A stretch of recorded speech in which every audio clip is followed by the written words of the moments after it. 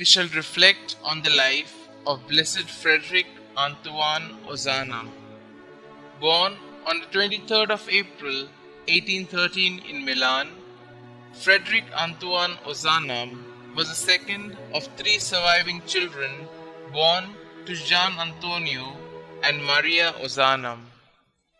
Early in life, he imbibed from his parents the humane touch of concern for the poor and the needy. His father was a medical practitioner whose loving devotion to his patients, most of whom were very poor, was phenomenal. His mother was very active as president of the Ladies' Association of Charity in Lyon.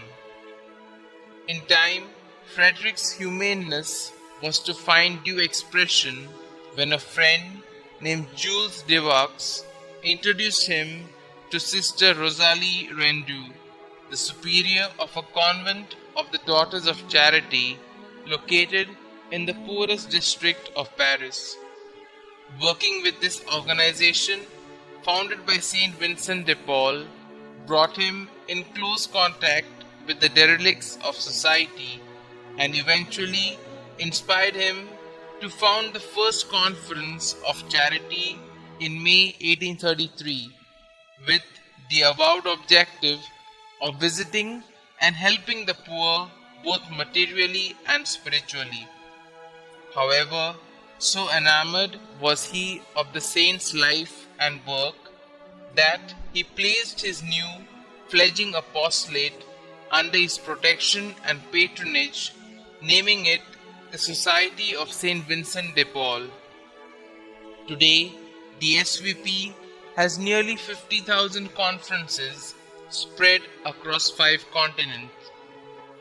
Though always inclined towards literature, in 1831, in deference to his father's wishes, Frederick took up the study of law at Sorbonne, a subject at which he excelled, leading him into a profession that saw him rise to great heights. In 1839, he was appointed to the chair of commercial law at the University of Lyon, and in 1840 to the chair for foreign literature at the same university. The grounding he had received in the Catholic faith and the encouragement he had got at the hands of his parents to develop to the full his God-given talents, both spiritual and intellectual, stood him in good stead when he found himself having to defend the church and faith in any debate. It even enabled him to come out the stronger through a phase of doubt and disbelief. Furthermore, his long walking discussions with a certain Father Noirot at Lyon helped deepen his faith indeed. On the 23rd of June 1841, Frederick married Amélie, daughter of the rector of Lyon. Highly intelligent, well educated like Frederick, she was keenly interested in literature, besides being an accomplished pianist. She bore him a daughter whom they named Marie, obviously after the great Mother of God, for whom he had a special affection, and of course his own mother. A caring spouse, Frederick now proved himself an ideal father, as also a spiritual father to his followers in and through the SVP.